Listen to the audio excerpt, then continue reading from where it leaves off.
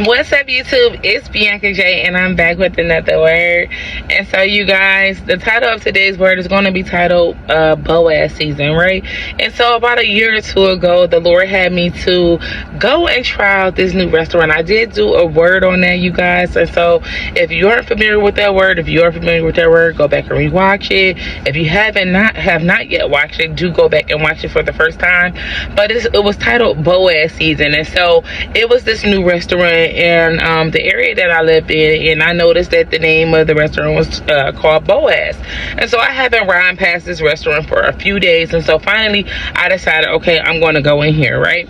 And so when I went in there, it was the staff was I guess mostly men, and it was one woman who worked the front area, right? And so immediately I just got to thinking about Ruth, right, and Boaz, okay? And so I'll explain more about that in that word. So yeah, go back and check out that word, y'all. Okay, and so this week the Lord had me in Judges, right? And so when I got finished reading the chapters that the Lord wanted me to read in Judges, he reminded me of Proverbs 31. And so I went to go back and read Proverbs 31. You know, matter of fact, I'll read it to you guys. Let me go to it in my Bible. Give me 1 second. Okay, 24,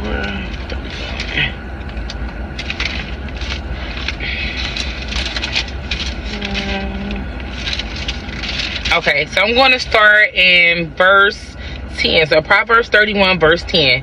And so it says it says, who can find a virtuous wife?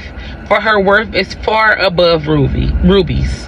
The heart of her husband safely trusts her, so he will have no lack of gain. She does him good and not evil. All the days of her life she seeks wool and flax, and willingly works with her hands. She is like the merchant ships. She brings her food from afar. She also rises while it is yet night, and provides food for her household, and a portion for her maidservants. She considers her field and buys it. From her profit she plants a vineyard. She girds herself with strength, and strengthens her arms. She perceives that her merchandise is good, and her lamp does not go out by night.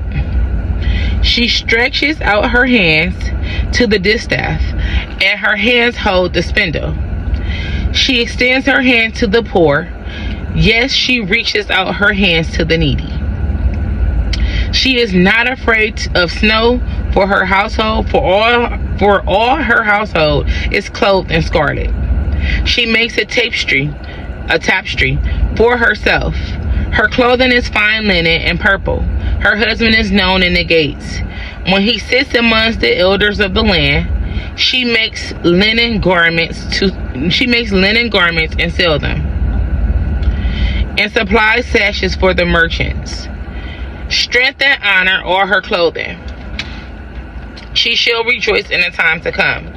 She opens her mouth with wisdom, and on her tongue is the law of kindness. She watches over the ways of her household, and does not eat the bread of idleness.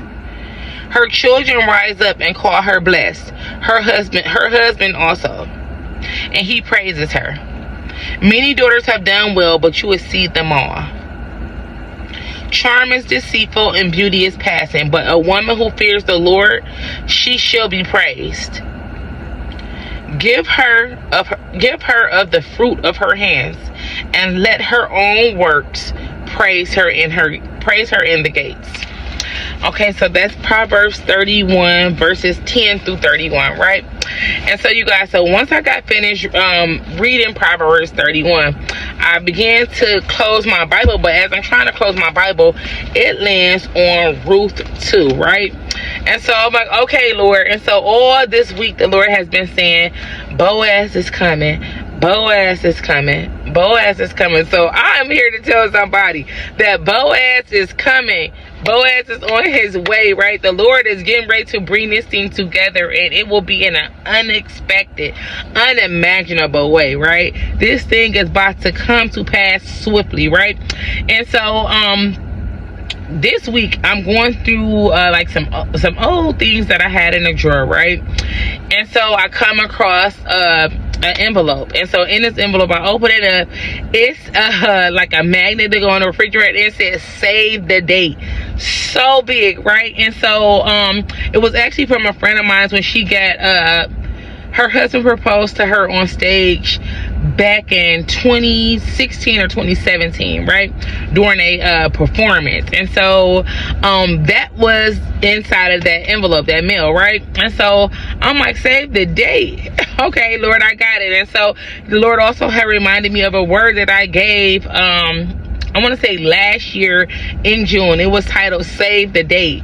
And so I'm here to tell somebody, if the Lord has been speaking to you on saving the date, or getting the details together, or planning out certain things you want in your wedding, or how you would love your dress to look, or how you would love your your engagement to go, the proposal to go, just know that the Lord is going to exceed all of that, right? And so the Lord is going to do this in an unimaginable way, right? You won't see this thing coming. It's going to be better than you have expected, right? And so when the Lord brought me over to Ruth, I started to read, let me see, where did I start to read it? I want to say in verse 18. Okay, and so I'm going to read some of it to you guys, because I did read all the way through 4, I believe, right? Okay, so in Ruth 2 verse 18, it says, then she took it up and went into the city, and her mother-in-law saw what she had gleaned. So she brought out and gave to her what she had kept back after she had been satisfied. And so then it says, and her mother-in-law said to her, where have you gleaned today? And where did you work? Blessed be the one who took notice of you. And so she told her mother-in-law with whom she had worked, and said, the man's name with whom I work today is Boaz. And then it goes on to say, let me see, Boaz. Oh, verse 20 goes on to say, then Naomi said to her daughter-in-law, blessed be he of the, let me see. Then Naomi said to her daughter-in-law, blessed be he of the Lord, who has not forsaken his kindness to the living and the dead. And Naomi said to her, this man is a relation of ours, one of our close relatives. And so Ruth the Moabite said, he also said to me, you shall stay close by my young men until they have finished all my harvest. And Naomi said to Ruth, her daughter-in-law, it is good, my daughter, that you go out with his young women, and that people do not meet you in any other field. So she stayed close by the young women of Boaz to glean until the end of the barley harvest and wheat harvest. And she dwelt with her mother-in-law. Okay, so that was Ruth 2:18 through 2:23. I bet. Excuse me. Ruth chapter 2 verse 18 through 23. I don't know what I was just saying. Okay, you guys, and so this is how the things began to get ready to come to pass for Ruth in an unexpected way, right? And so when you go on and read further in verse 3, it talks about how Ruth goes and lays on Boaz's threshing floor, right? And so he tells her that, you know, there's another relative that is closer than he, right? That can redeem her. But if he doesn't redeem her, then he will do it, right? Then he would marry her. He will redeem her, right? And so we know how this story ends, that Boaz ends up redeeming Ruth, and they have a son, right? And so this happened in an unimaginable way. Like, Ruth didn't see it coming, but she was a virtuous woman, right? And so because she chose to leave her hometown, because she chose not to worship the gods of, you know, her hometown, she chose to serve the God that was the God of Naomi, right? And so because of that, the Lord blessed her. Okay, you guys, so my phone just froze, and so I had to I'm picking up from where I left off, right? Okay, and so the Lord is saying that this is your Boaz season, right? And so like the Lord keeps saying, Boaz is coming, Boaz is on his way, and it's happening sooner than you can even think. And so for the last 3 nights, this song by Luther Vandross, titled Take You Out. And so I think it goes, excuse me, miss, what's your name, where are you from, and can I come, and possibly can I take you out tonight? And so for some of you all, that's how it's going to go, right? You're going to meet your kingdom spouse. He knows who you are, and for some of you all, you may know who your kingdom spouse is, right? And so he's going to ask, can he take you out, right? And so this thing is going to be ordained by God, how it's going to play out, right? But the marriage promise is getting ready to come to pass, and it's coming to pass quickly, right? And so like the Lord said, save the date, because he is bringing it to pass. And so like I always say, you guys, take me back to the Lord, take this word back to the Lord, allow the Lord to minister to you more if this word is for you, or if this word is for you later on in another season. But like I said, take it back to him. He'll confirm to you, right?